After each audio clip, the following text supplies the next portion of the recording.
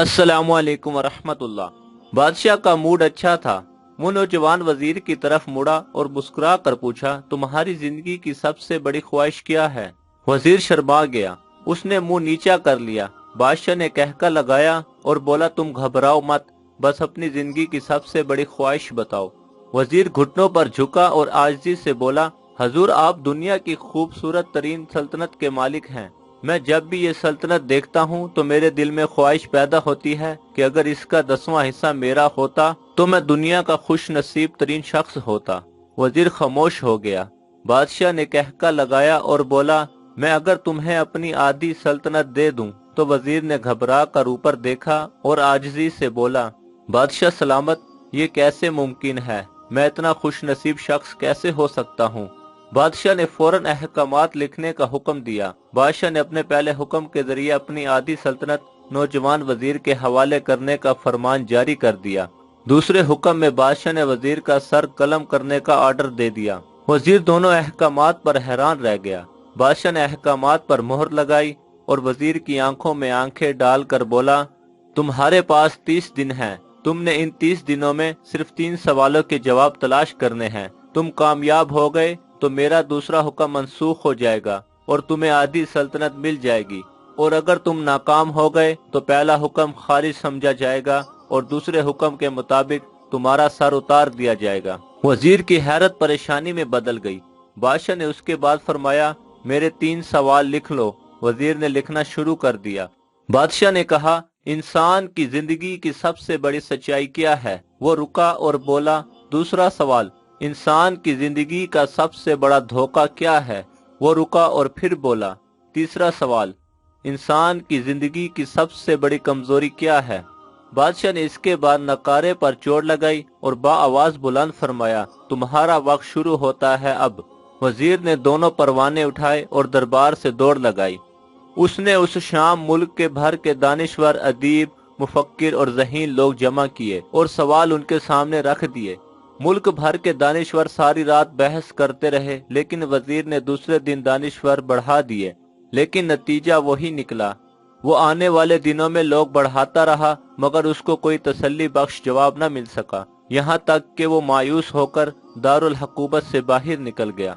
वो सवाल उठाकर पूरे मुल्क में फिरा, मगर उसे कोई तसल्ली बख्श जवाब न मिल सका। वो मारा मारा फिरता रहा, शहर शहर, गांव गांव की खाक छानता रहा। शाही लिबास फट गया, पगड़ी ढीली होकर गर्दन में लटक गई, जूते फट गए और पाँव में छाले पड़ गए। यहाँ तक कि शर्त का आखिरी दिन आ गया। अगले दिन उसने दरबार में पेश होना था। वजीर को यकीन था ये उसकी जिंदगी का आखिरी दिन है। कल उसकी गर्दन काट दी जाएगी और जिस्म शहर के मरकजी पुल पर लटका दिया जाएगा। वो मायूसी के आलम में दारुल हुकूमत की कच्ची आबादी में पहुंच गया। आबादी के सिरे पर एक फकीर की झोंपड़ी थी। वो गिरता पड़ता उस कुटिया तक पहुंच गया। फकीर सूखी रोटी पानी में डुबोकर खा रहा था, साथ ही दूध का प्याला पड़ा था और फकीर का कुत्ता शड़प शड़प की आवाजों के साथ दूध पी रहा था। फकीर ने वजीर की हालत देखी, कहका लगाया और बोला, जनाबे आली, आप सही जगह पहुंचे हैं। आपके तीनों सवालों का जवाब मेरे पास है। वजीर ने हैरत से उसकी तरफ देखा और पूछा, आपने कैसे अंदाजा लगाया? मैं कौन हूँ और मेरा मसला क्या है?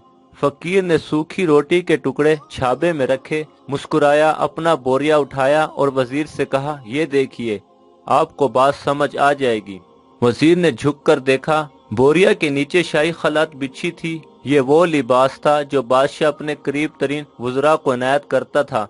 फकीर ने कहा, जनाबे आली, मैं भी इस सल्तनत का वजीर होता था। मैंने भी एक बार आपकी तरह बादशाह से शर्त लगाने की गलती कर ली थी। नतीजे में आप खुद देख लीजिए। फकीर ने उसके बाद सूखी रोटी का टुकड़ा उठाया और दोबारा पानी में डुबोकर खाने लगा। वजीर ने दुखी दिल से पूछा, क्या आप भी जवाब तलाश नहीं कर सके थे? फकीर ने कहका लगाया और जवाब दिया, मेरा केस आपसे मुख्तलिफ था।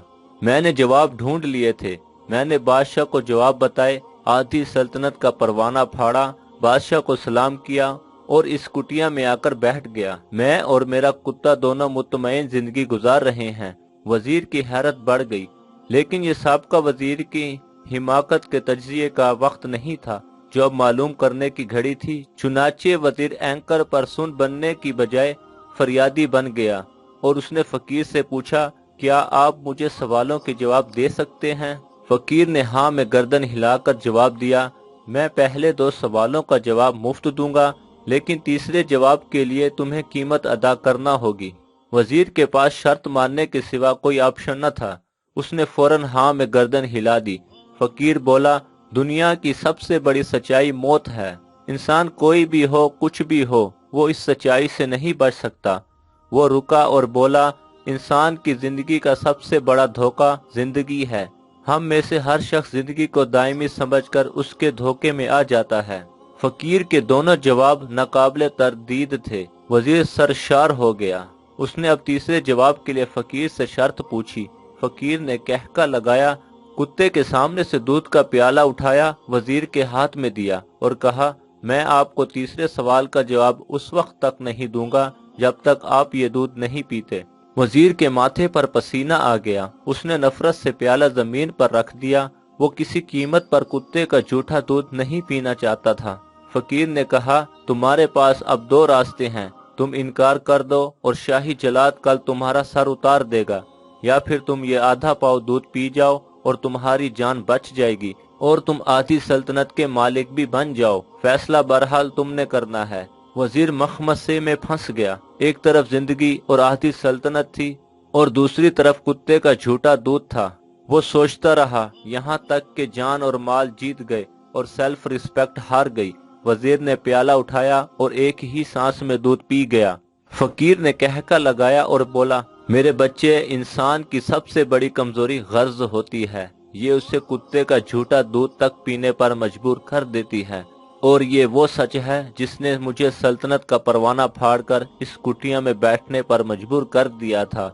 मैं जान गया था, मैं जूं जूं जिंदगी के धोखे में आऊंगा, मैं मौत की सच्चाई को फरामोश करता जाऊंगा, और मैं मौत को जितना फरामोश करता रहूंगा, मैं उतना ही गर्ज की दलदल में धंसता जाऊंगा।